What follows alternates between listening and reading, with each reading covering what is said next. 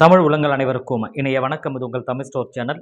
2025 NEET exam எழுத போகிற மாணவர்கள் இருந்தீங்க, நம்ம சேனலில் பார்த்துட்டு இருக்கீங்க.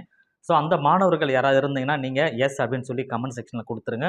அதாவது எஸ் 2025 அப்படின்னு நீங்கள் எழுதுனீங்கன்னா எத்தனை பேர் நீங்கள் இருக்கீங்க அப்படின்னு நான் தெரிஞ்சுப்பேன். சரிங்களா? கமெண்ட் செக்ஷனில் நீங்கள் அதை கொடுத்துக்கோங்க.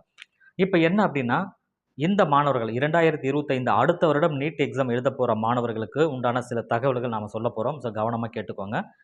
மிக முக்கியமா இந்த வருடம் 2024ல நடக்கிற நீட் ஸ்கேம் சம்மந்தப்பட்ட விஷயங்கள் உங்களுக்கு ரொம்ப பயத்தை வந்து உருவாக்கியிருக்கும்.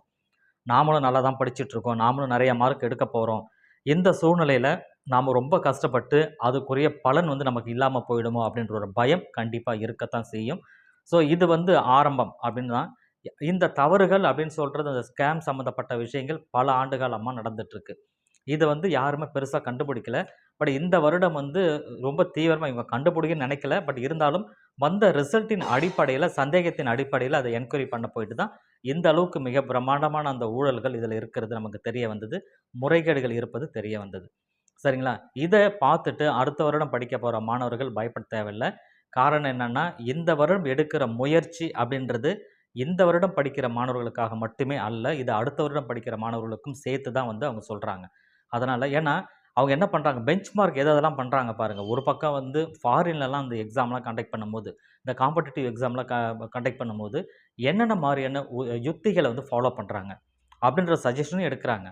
இது இல்லாம இப்ப நம்ம சைட்ல இருந்து, அதாவது மாணவர்கள், பெற்றோர்கள் சைட்ல இருந்து உங்களுடைய சஜஷன் என்ன அப்படின்றது ஜூலை 7ஆம் தேதிக்குள்ள அவங்க சொல்லணும்னு சொன்னாங்க. ஸோ அதுவும் வந்து ஒரு பக்கம் போயிட்டுருக்கு. ஏன்னா, நீங்க குடுக்குற சஜஷன பொறுத்தும், அடுத்து நம்ம என்ன நடவடிக்கை எடுக்கலான்றத அவங்க முடிவு பண்றதுக்கு அது ஈஸியா இருக்கும். இது இல்லாம நமக்கு கேஸ் வந்து முடிய போவதில்லை. அந்த கேஸ்ல என்ன உத்தரவு பிறப்பிக்கிறாங்க உச்சநீதிமன்றம் அப்படின்னு பார்ப்பாங்க. அந்த உச்சநீதிமன்றத்தில என்ன விஷயங்கள சொல்றாங்க, தீர்ப்பு எப்படி வரப்போகுதுன்றது, இது எல்லாமே எதற்காக அப்படின்னா, இந்த வருடம் மட்டுமல்ல, இனிவரும் எல்லா காலங்களிலுமே வந்து இது ஸ்டெபிலைஸா இருக்கணும். எந்த பிரச்சனையும் வரக்கூடாதுன்றதுல மத்திய கல்வி அமைச்சகமும் சரி, சுப்ரீம் கோர்ட்டும் சரி, மிக தெளிவான முடிவ கண்டிப்பா எடுக்கத்தான் போறாங்க. இப்ப நீட் அப்படின்றது கேன்சல் ஆகாதா அப்படின்னா, 99.9% கேன்சல் ஆகாது. எந்த வருடமும் சரி. ஏன்னா, இது வந்து முறையா போயிட்டுருக்கிற ஒரு விஷயம். நான் ஏற்கனவே ஒரு வீடியோல சொல்லியிருப்பேன் உங்களுக்கு. நீட் தமிழகத்தில இல்ல அப்படின்னா, இதில வேற வகையான முறைகேடுகள் வந்து நடக்க ஆரம்பிக்கும். ஏன்னா, ஒண்ணு வந்து ஸ்டேட் கவுன்சிலிங்கே நடத்துவாங்க. அந்தந்த ஸ்டேட் கவர்மெண்ட்டே நடத்துவாங்க. அப்படி நடத்தும் பொழுது, ஒரு பிரைவேட் காலேஜுக்கு வந்து நீங்க போறீங்கன்னா, அந்த பிரைவேட் காலேஜில அவங்க ஃபிக்ஸ் பண்ற ஃபீஸ் வந்து வரும். என்னதான் ஃபீஸ் ஃபிக்சேஷன் கமிட்டின்னு ஒரு கமிட்டிய போட்டு பண்ணாலுமே, அவங்க வந்து ஏதோ ஒரு சில காரணங்கள சொல்லி ஃபீஸ் வந்து அதிகமா தான் கேட்பாங்க.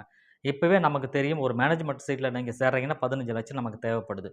அந்த 15,00,000த்துல வந்து அவங்க வந்து சப்போஸ் அவங்களே ஓனா வந்து பண்ணிக்கிறாங்க. இப்ப டைரக்ட்டா வந்து நீட் இல்லாம நீங்க +2 மதிப்பெண்ல உள்ள போறீங்க அப்படின்னா, அந்த மாரி சூழ்நிலை ஒரு காலத்துல வருது அப்படின்னு சொன்னா, நிச்சயமா அந்த ஒரு பிரைவேட் காலேஜ் வந்து எந்த அளவுக்கு ஃபீஸ வந்து அதிகமாக்குவாங்க. அப்போ வந்து லட்சக்கணக்கு கிட்டத்தட்ட 25,00,000 30,00,000 கூட வாங்குறதுக்கு வாய்ப்புகள் உண்டு. இதெல்லாம் தவிர்க்கணும். கோச்சிங் கிளாஸ்ல வாங்குவாங்க சில அமௌண்ட். எப்படி பார்த்தாலும் கோச்சிங் கிளாஸ்ல வாங்குவாங்க தான். பட் அது வந்து இத கம்பேர் பண்ணும்போது கம்மியா இருக்கும். ஸோ அதுதான் நீங்க பார்க்கணும்.